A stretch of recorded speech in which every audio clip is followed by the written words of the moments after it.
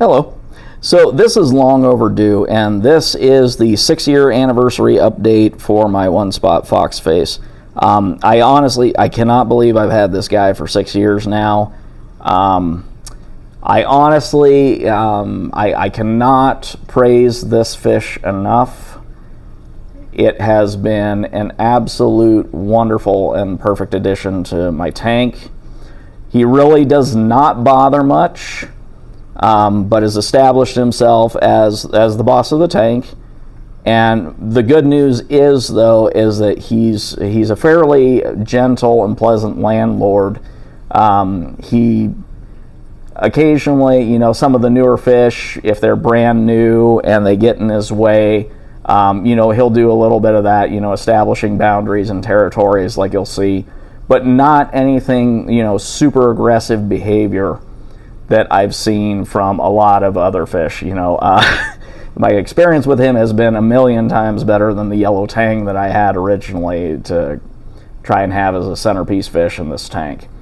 And I can honestly say at this point, I would have no hesitation whatsoever if he passed on tomorrow about ordering and picking up another one-spot Foxface for this tank and keeping it as a centerpiece fish.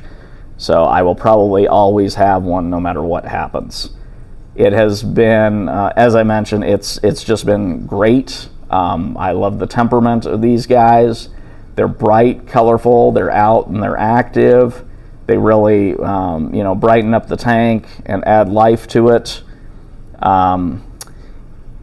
As far as new additions go, it's a little bit hit and miss depending on what you add. But the newest additions I have put in the tank, like the Flameback, Angel that I've added, and then I've added one other which I'll cover at a later date. This guy he was perfect. I put the new fish in, like the Flameback and everything, and he just basically ignored them. It's like whatever, and he just went about his day like nothing had changed, nothing had happened. Has not had any problems whatsoever with the new fish. The big advantage that he has, of course, is that he has his venomous spines, and so anytime, like I remember when I first added him to my tank, still to this day, one of the funniest memories I have of this guy is at the time my Coral Beauty and Melanaris wrasse were the two most established fish in the tank, and they were coming over to try and give him a hard time and show him who's boss. He didn't waste any time. He just flexed up his spines, and that was the end of the argument. They never bothered him after that. They wanted no part of him once they realized he had those venomous spines, and it's basically that's been the way it's been ever since. As I said, occasionally, depending on the type of fish you put in there or whatever, he might give them a little bit of a hard time periodically, but the new fish that I have added, he's just like business as usual. There was no establishing of territories. Nobody's challenged him, and and so he's just basically left everybody alone and just carried on as if nothing's ever changed, nothing's ever happened. So he is an interesting character. Like a lot of Foxfaces, he loves to go up to the surface and periodically blow bubbles, which is just a cool, fun personality trait. He gets super excited, literally almost like an excited puppy when it's time to do seaweed up here, and every time I go to try and put it in there, he's got his snout right up there and he's ready to chow down on the seaweed like a chipper shredder, because that's what he looks like when he's going through it. He just gets really excited with it. There's actually a couple of times where he's been too excited, and so I've had to actually take, I wear a glove when I put it in there, and I've actually nudged his nose a little bit a couple of times just to let him know, hey, you need to back off a little bit so I can put seaweed in the clip. Fortunately, I've never had a problem with him stinging me. I've just been paid attention to where he's at and everything. Even when he gets close for feeding for seaweed, I've never had a problem with that. The good news is that Foxfaces, generally speaking, they're only using their venomous spines for defensive purposes. So, so they're not aggressively trying to, generally stab or anything like that. So I've never had a single problem with him in the 6 years that I've had with stinging.